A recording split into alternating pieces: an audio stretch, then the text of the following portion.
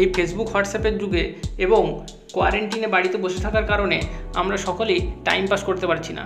তাই এই টাইম পাসে সবথেকে জনপ্রিয় হয়েছে নেম আর্টের প্রচলনটি। সকলেই আমরা দেখছি নতুন নতুন নেম আর্ট তৈরি করতে ব্যস্ত, কিন্তু কীভাবে এই নেম আর্ট করবো আমরা কি জানি সঠিক পদ্ধতি? কীভাবে করা যায়, কত রকমভাবে করা যায়, চলুন আমি আজকে আপনাদের গাইড করব। ভিডিওটি পুরো দেখুন। তো কীভাবে নেম আর্ট করবেন আমি সম্পূর্ণ গাইডটি সুন্দরভাবে স্টেপ বাই স্টেপ করে দেখাবো। কিন্তু তার আগে বন্ধুরা, আপনি যদি আমাদের চ্যানেলটিকে প্রথমবার এসে থাকেন তাহলে চ্যানেলটিকে সাবস্ক্রাইব করতে ভুলবেন না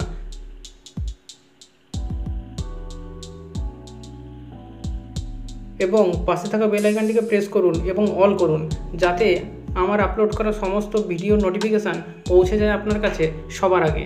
তাই চ্যানেলটিকে সাবস্ক্রাইব করুন আর ভিডিও দেখতে থাকুন। চলুন শুরু করা যাক।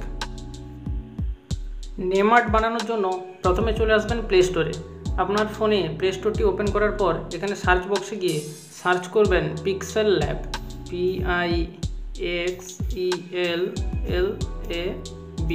পিক্সেল ল্যাব আমি লিখে ফেললাম। দেখুন এরপর সার্চ করব। সার্চ করলেই দেখুন প্রথমে পিক্সেল ল্যাব বেরিয়ে যাবে।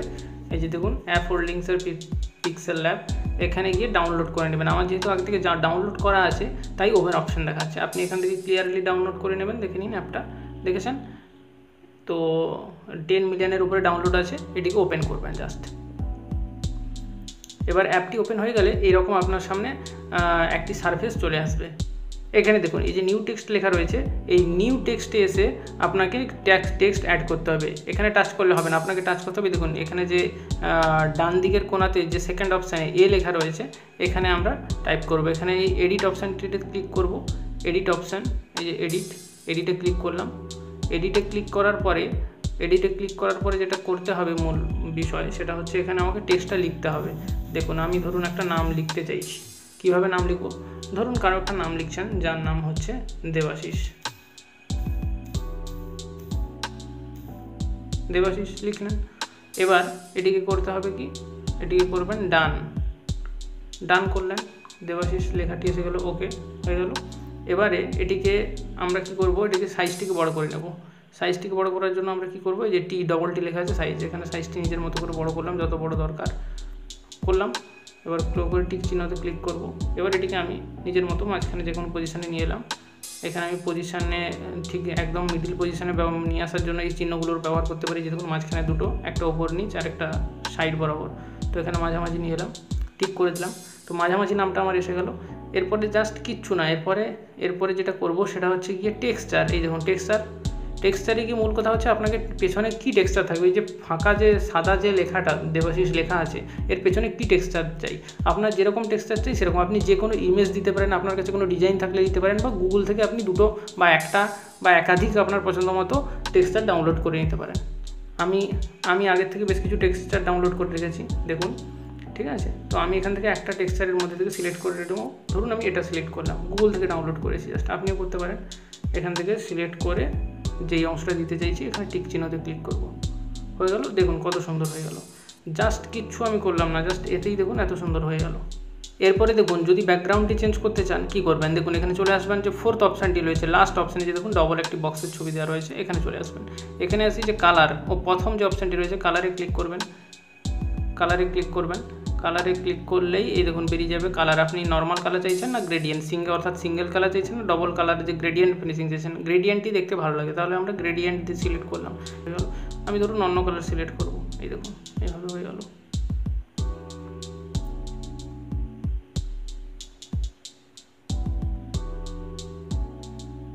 এই দেখুন যেরকম ইচ্ছে আপনি যেরকম রাখতে চাইবেন সেরকম হয়ে যাবে। আপনি যেরকম কালার চান সেরকম হয়ে যাবে। আপনি যেমন চাইবেন ঠিক তেমন পাবেন। এই দেখুন আমি ধরুন এই কালারটাই রাখলাম, ঠিক আছে। তো এই ফিনিশিংটা রাখতে চাইলাম, তো রাখলাম। আমি টিক চিহ্নয় ক্লিক করলাম, ব্যাস এতে হয়ে গেল। এরপরে যদি আপনি চান যে এর ফন্টটাকে চেঞ্জ করবেন, এর ফন্টটাকে চেঞ্জ করতে চাইলে তাহলে কী করতে হবে, আপনাকে এখানে ফন্টে যেতে হবে। দেখুন এবি লেখা আছে ফন্ট, এই ফন্টে গিয়ে আপনি নিজের মতো করে, এখানে যেহেতু বাংলাতে লেখা হয়েছে, ইংরেজি লিখতে হলে আপনি সামনের ফন্টগুলো চেঞ্জ করতে পারেন। বাংলাতে আপনাকে ফন্ট কিছু ডাউনলোড করে রাখতে হবে। দেখুন আমি যেরকম এখানে ডাউনলোড করে রেখেছি, আমি এই ফন্টটিকেই ব্যবহার করব। এই দেখুন এই ফন্টটি ব্যবহার করলে এই দেখুন লেখাটি হয়ে গেলো। এই দেখুন কেমন হয়ে গেল। তো আপনি যেরকম চাইবেন এখানে সেই রকম হয়ে। আপনি যদি চান যে ব্যাকগ্রাউন্ডটি ব্ল্যাক করে দেবেন, শুধু নামটি থাকবে, শুধু ব্যাকগ্রাউন্ড ব্ল্যাক করে দেবেন, তাহলে আপনি গিয়ে এখানে ট্রান্সপারেন্টে, ফোর্থ অপশানে গিয়ে এখানে ট্রান্সপারেন্টে ক্লিক করবেন, তাহলে আপনার পুরো ব্যাকগ্রাউন্ড ব্ল্যাক হয়ে গেল। আপনাকে কিচ্ছু করতে হবে না, শুধু সেভ করবেন। দেখুন উপরে আসবেন, এই যে সেভ অপশান রয়েছে শেয়ারের আগে এই অপশানে যাবেন, সেভ ইমেজ করে দেবেন, সেভ অপশানে আসবেন, সেভ করে দেবেন। এরপরে দেখুন এই যে সেভ টু গ্যালারি রয়েছে, ব্যাস। এবার দেখুন আমরা এই লেখাটিকে যেরকম ইচ্ছা ডিজাইনে চেঞ্জ করতে পারি। মেন হচ্ছে এর টেক্সচার। তাহলে টেক্সচার চেঞ্জ করবেন কিভাবে? এই যে আপনি প্রথমে দেখালাম যেইভাবে এই অপশানে আসবেন, এই অপশানে এসে যেখানে এ লেখা আছে ক্লিক করবেন। এই অপশানে আসার পরে চলে আসবেন, এই দেখুন টেক্সচারে আসার পর আপনার ফোনে যে ছবি আপনি আগে থেকে ডাউনলোড করে রেখেছেন সেটা আপনাকে দেখাবে। যে এখানে ক্লিক করবেন, এখানে ক্লিক করলে আপনার ছবি দেখালো।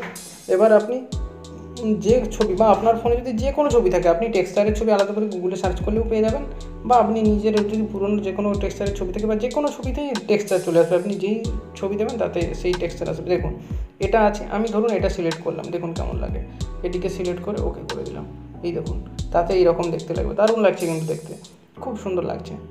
চলুন এরপরে দেখুন আমি এটাকে আবার চেঞ্জ করে দেবো, অন্য টেক্সচারে দেবো। দেখুন কীভাবে পাল্টে যাবে, দেখুন দেওয়ার সাথে সাথে কীভাবে পাল্টে যাবে। ধরুন এটা দিয়ে দিলাম, দেখুন দেখেছেন কেমন চলে এলো। দেখুন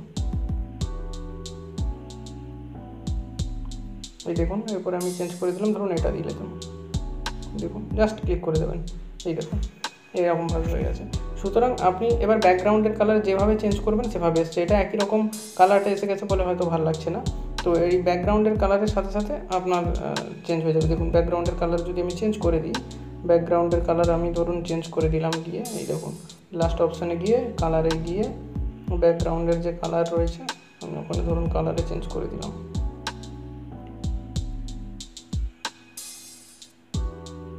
এত কিছু না, জাস্ট আমি এইখানে এসেই কালার চেঞ্জ করে দিলাম। ধরুন এখানে এসেই করে দিলাম, এই দেখুন ঠিক আছে কেমন কালারের সাথে সাথে ফুটে যাবে। এই দেখুন ব্যাকগ্রাউন্ডের কালার যেভাবে করবেন সেভাবে চলে আসবে। দেখুন যেভাবে চেঞ্জ করবেন সেইভাবে চলে আসবে। তো খুবই সোজা, আপনার মাত্র 1 মিনিট সময় লাগবে।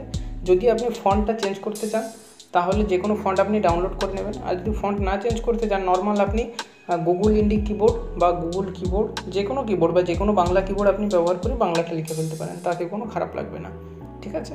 তো এখানে আপনাকে দেখিয়ে দিলাম ফন্ট কীভাবে চেঞ্জ করবেন। আরও একবার বলে দিচ্ছি, এই দেখুন এখানে আসার পরে এই দেখুন শেষে রয়েছে ফন্ট, হ্যাঁ এই দেখুন এখানে রয়েছে ফন্ট, এই যে এবি লেখা রয়েছে ফন্টে এসে মাই ফন্টসে যাবেন।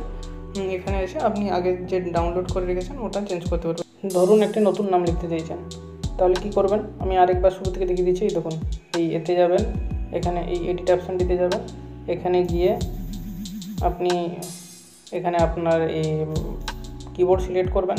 এই দেখুন আমি গুগল ইন্ডিকে লিখছি, তাই আপনি গুগল ইন্ডিকেও লিখতে পারেন, যে কোনো বাংলা কিবোর্ডে লিখতে পারেন।